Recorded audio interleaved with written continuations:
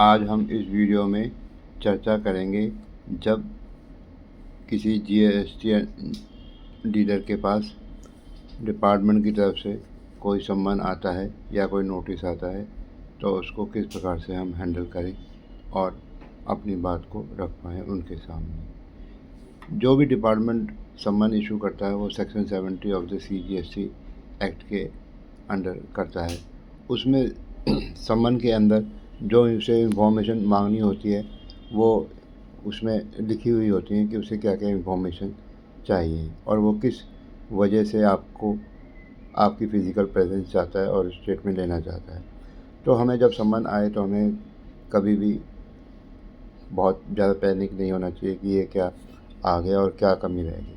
सबसे पहले तो हमें जिस इंक्वायरी में सम्मन आया है उस इंक्वायरी से संबंधित जो उसके हमने कोई परचेज़ करी हो या उसको सेल करी हो, कोई भी लेन देन हो, तो उसके रिकॉर्ड को पूरा चेक करें और ये चेक करें कि कहीं वो डीलर ने की जो सेल हमने परचेज़ करी है कहीं वो बोगस साबित तो नहीं हो गई या फिर उस डीलर ने हो सकता है कि फ़ी भी ना जमा कराई हो और इस कारण से उसने टैक्स भी जमा ना किया हो। तो कई कारण होते हैं सम्मन आने के। तो इसलिए हमें सबसे पहले अपने रिकॉर्ड को चेक करना है कि किस वजह से ये सम्मन आया होगा, कि फेक बिल साबित हो गए हमारे या उसने टैक्स जमा नहीं कराया या क्या बात है। तो उसको चेक करने के बाद फिर हमें जो भी हमारे पास रिकॉर्ड अवेलेबल है वो डॉक्यूमेंट्स जो मांगे गए हैं उनको जमा करा दें उस पार्टी से, केवल उसी पार्टी से संबंधित जिससे संबंधित डॉक्यूमेंट्स मांगे गए हैं। तो उस डॉक्यूमेंट्स को जमा कराने के बाद कई बार डिपार्टमेंट कहता है कि भाई आप टैक्स जमा कराएं इस परचेज़ के ऊपर या इस प्रकार जो भी आपका मैटर है उससे संबंधित जो भी वो कहता है कि आप इसके ऊपर जो टैक्स बनता है वो जमा करा दें। ये डिसीजन तो आपका है कि आपके डॉक्यूमेंट क्या कहते हैं कि आप टैक्स जमा कराएंगे या नहीं कराएंगे। अगर आप टैक्स जमा करा देते हैं तो आपका सम्मन वहीं ड्रॉप हो जाता है और इसमें आगे की कार्रवाई नहीं होती है। यदि आप टैक्स जमा नहीं कराते हैं और कहते हैं कि मैं मेरिट के ऊपर जाऊंगा, तब वो आगे इंक्वायरी होती है। उसके बाद उसमें जो है वो DRC 01 में एक आपको शो कॉज नोटिस इशू करता है और उसमें शो कॉज नोटिस में उसने अपनी ऑब्जर्वेशन दी हुई होती है और उसका फिर वो रिप्लाई मांगता है। उस रिप्लाई के बाद वो अगर सेटिस्फाई होता है तो ठीक है, अगर सेटिस्फाई नहीं होता है तो वो उसके हिसाब से उस ऑब्ज़र्वेशन के हिसाब से वो अपनी डिमांड निकाल देता है और जो DRC 07 इशू कर देता है इस प्रकार से। लेकिन यहाँ पर इस मैटर को जब वो DRC 07 इशू हो गया है तो हम इस मैटर को दो प्रकार से डील कर सकते हैं। एक तो रेक्टिफिकेशन ऑफ ऑर्डर और एक अपील अगेंस्ट ऑर्डर। अपील होती है section 107 of the CGST act और रेक्टिफिकेशन ऑर्डर होता है under section 161 of the CGST act. अगर आपको ये लगता है कि इस ऑर्डर में कुछ टेक्निकल एरर है या जो डिमांड निकाली गई है वो गलत है या वो रेक्टिफाई होनी चाहिए तो उसको फिर हम सेक्शन 161 में application for rectification of error की लगाकर उसको रेक्टिफाई करने उस ऑर्डर को रेक्टिफाई कराने की कोशिश करते हैं। अगर डिपार्टमेंट को लगता है कि भाई इस ऑर्डर में जो एप्लीकेशन लगाई गई है अगर वो ठीक है और उसमें जो कमी वाकई उसमें कमी है तो वो उसको ऑर्डर को रेक्टिफाई कर देता है। अगर उसको लगता है कि उस प्रॉपर ऑफिसर को कि नहीं ये बिल्कुल डिमांड ठीक है और तो वो उसको रिजेक्ट कर देता है। तो फिर इसके बाद हम इसमें अपील में जा सकते हैं सेक्शन 107 का सहारा लेकर। तो हमें अपील करने के हमें 3 मंथ यानी 90 डेज़ मिलते हैं और 30 डेज़ जो है हमें ग्रेस पीरियड होता है।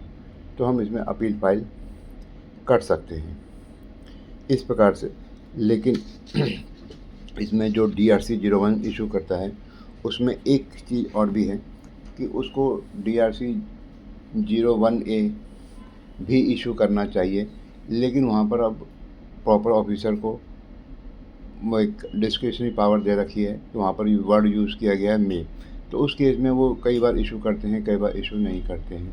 तो ये मैटर थोड़ा अपील का है कि भाई इन्होंने हमें DRC 01 इशू 1A नहीं इशू किया, तो हमें हम जो है हम जान नहीं पाए कि हमारी कितनी है, और ये पहले इनको डिमांड क्रिएट करने से पहले या शो को नोटिस देने से पहले वो नोटिस इशू करना चाहिए था। तो ये मैटर अपील के हैं और हम इसको अपील के अंदर इस मैटर को भी उठा सकते हैं, और कई केस में हमें केवल इसी ग्राउंड पे हमें रिलीफ भी मिला है। मैं उनके कुछ केस लॉ आपको यहाँ बताने की कोशिश कर रहा हूँ।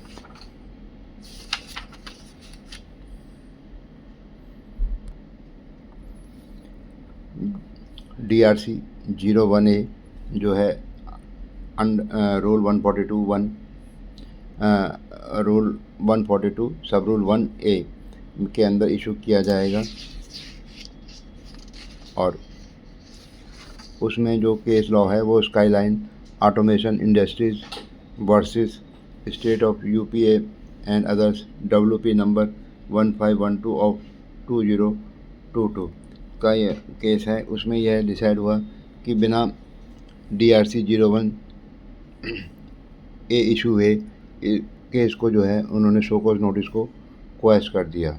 तो इस प्रकार से ये मैटर जो होते हैं, इस प्रकार के ये अपील में हमें कई बार बहुत बेनिफिट करते हैं। कई बार हमारे पास जो सम्मान आता है कि वो हमारा परचेजर जो है उसकी जो है ऑफिस पे मिसेज नहीं पाई जाती, तो कई बार ऐसा होता है कि उसने 5-6 महीने काम किया और फिर वो काम बंद करके चला गया। तो इस प्रकार के केस भी में भी हमारे पास सम्मान आ जाता है। तो यहाँ पर इसके ऊपर कई केस लॉज हैं कि जहाँ पर कई जजमेंट्स आई हैं। एक आप सचिन कुनुद versus commissioner of state and assistant commissioner of state act WPA number 7231 of 2022 with WPA 7232 of 2022। ये केस है। और एक केस और है